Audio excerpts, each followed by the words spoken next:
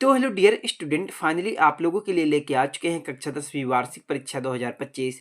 विषय आपका दोस्तों हिंदी का पूरा पेपर, जो कि आप सबका 27 फरवरी के दिन होने वाला है। और साथ में आपको इसी वीडियो में सभी प्रश्नों का फुल कंप्लीट सॉल्यूशन के साथ आप लोगों को बताने वाला हूं। तो आप लोग पेपर देने से पहले इस क्वेश्चन पेपर के सभी प्रश्नों को आप लोग अच्छी तरह से याद जरूर कर लीजिए। दोस्तों आप लोग देख सकते हैं पेपर आपका कक्षा 10वीं वार्षिक परीक्षा 2025 विषय आपका हिंदी का पेपर है। दोस्तों पेपर आपका 75 नंबर का आएगा। समय आपको 3 घंटे का मिलेगा। 3 घंटे में ही आपको सभी प्रश्नों को सॉल्व करना है। तो आप लोग इस पेपर के सभी प्रश्नों को आप लोग अच्छी तरह से याद जरूर कर लीजिए। दोस्तों आप लोगों के लिए ये पेपर वेरी आईएमपी होने वाला है।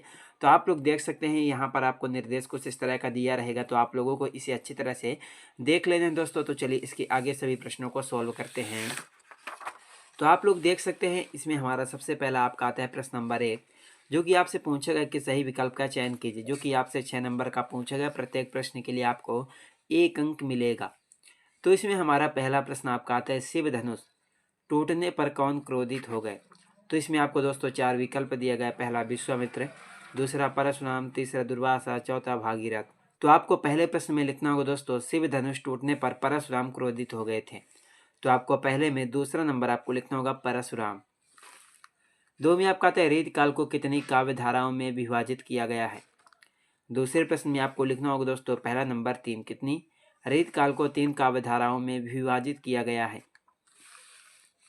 3 में आपका आता है, शोक किस रस का स्थायी भाव है। इसका राइट आंसर हो जाएगा शोक आपका करुण, किसका करुण रस का स्थायी भाव है।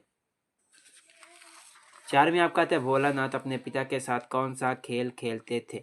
चौथे प्रश्न में आपको लिखना होगा दोस्तों, भोलानाथ अपने पिता के साथ कुश्ती का खेल खेलते थे। 5 में आपका आता है, अर्थ के आधार पर वाक्य के कितने भेद हैं। इसमें आपको लिखना होगा अर्थ के आधार पर वाक्य के 8 भेद हैं। तो उसके बाद दोस्तों आपका 6 में आता है, नेताजी का चश्मा के लेखक हैं।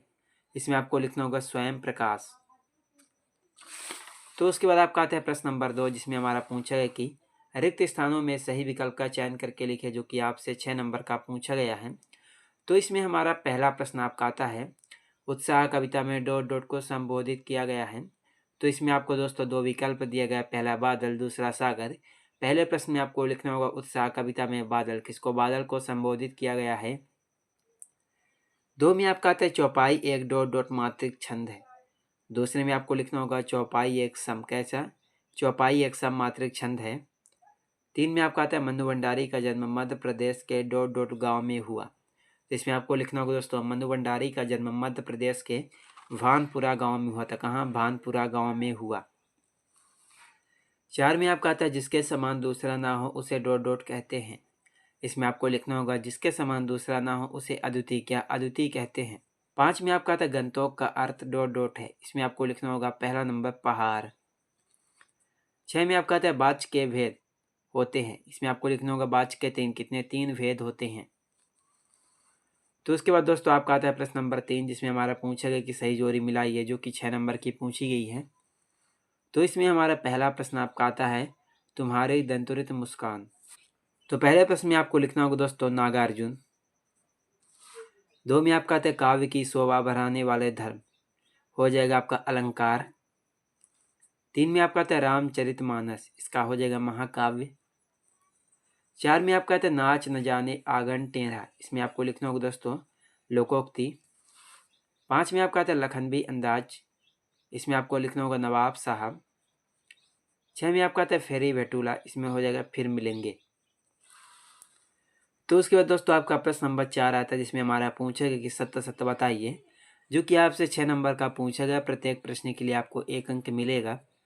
तो इसमें हमारा पहला प्रश्न आपका आता है, बाल गोविंद भगत की आयु 50 वर्ष थी।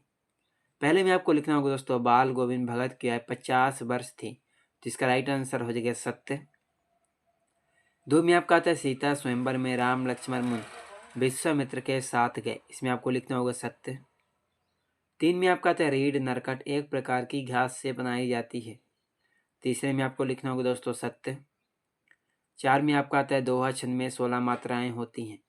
इसमें आपको लिखना होगा सत्य। 5 में आपका आता है, सज्जन में स्वर संधि है। इसमें आपको लिखना होगा असत्य। 6 में आपका आता है, हिरोशिमा कविता अज्ञेय के द्वारा लिखी गई। इसका हो जाएगा असत्य। तो दोस्तों आप लोग इन सभी प्रश्नों को आप लोग अच्छी तरह से पेपर देने से पहले याद जरूर कर लीजिएगा, और अगर कहीं पर भी आपको डाउट होगा तो कमेंट बॉक्स पर कमेंट जरूर कीजिएगा। तो उसके बाद आपका आता है प्रश्न नंबर आपका 5, जिसमें हमारा पूछा गया कि एक शब्द एक वाक्य में उत्तर दीजिए दोस्तों, जो कि आपसे 6 नंबर का पूछा गया। तो इसमें हमारा पहला प्रश्न आपका आता है, दशानन में कौन सा समास है। पहले प्रश्न में आपको लिखना होगा दशानन में बहुब्री कौन सा दशानन में बहुब्री समास है। 2 में आपका आता है पंथा का क्या अर्थ है। इसमें आपको लिखना होगा पंथा का अर्थ आपका रास्ता, तो दूसरे में आपको रास्ता लिखना होगा। 3 में आपका आता है गुरुत्वाकर्षण के सिद्धांत का आविष्कार किसने किया। इसका राइट आंसर हो जाएगा आइजैक न्यूटन। किसने किया था, आइजैक न्यूटन ने। 4 में आपका आता है 10वां रस कौन सा है। इसमें आपको लिखना होगा वात्सल्य। कौन सा 10वां रस आपका वात्सल्य है। 5 में आपका आता है तारकेश्वर नाथ को पिताजी प्यार से क्या कहकर पुकारते थे। 5वें में आपको लिखना होगा तारकेश्वर नाथ को पिताजी प्यार से भोलानाथ क्या भोलानाथ कहकर पुकारते थे। 6 में आपका आता है मैं क्यों लिखता हूँ किसकी रचना है। इसका राइट आंसर हो जाएगा अजय। किसकी, अजय की रचना है। तो उसके बाद दोस्तों आपका आता है प्रश्न नंबर 6, जिसमें हमारा पूछेगा कि नई कविता की कोई 2 विशेषता लिखे। एंड उसके बाद दोस्तों 7 में आता है गोपियों के अनुसार राजा का क्या धर्म है। तो उसके बाद आपका 8 में आता है कवि की आंख फागुन की सुंदरता से क्यों नहीं हट रही है। उसके बाद दोस्तों आपका 9 में आता है तुलसीदास अथवा निराला की काव्यगत विशेषताओं निम्न बिंदुओं के आधार पर लिखे 2 नंबर का। एंड उसके बाद आपका 10 में आता है हिंदी के 2 महाकाव्यों के नाम एवं उनके रचनाकारों के नाम लिखिए। तो उसके बाद दोस्तों आपका आता है प्रश्न नंबर 11, जिसमें हमारा पूछेगा कि पुनरुक्त प्रकाश अलंकार की परिभाषा उदाहरण सहित लिखिए 2 नंबर का। एंड उसके बाद आपका आता है 12, नाटक एवं एकांकी में कोई 2 अंतर लिखे। एंड उसके बाद दोस्तों 13 में आता है बाल गोविंद भगत की 2 चारित्रिक विशेषता लिखिए 2 नंबर का आपका ये भी पूछा गया है।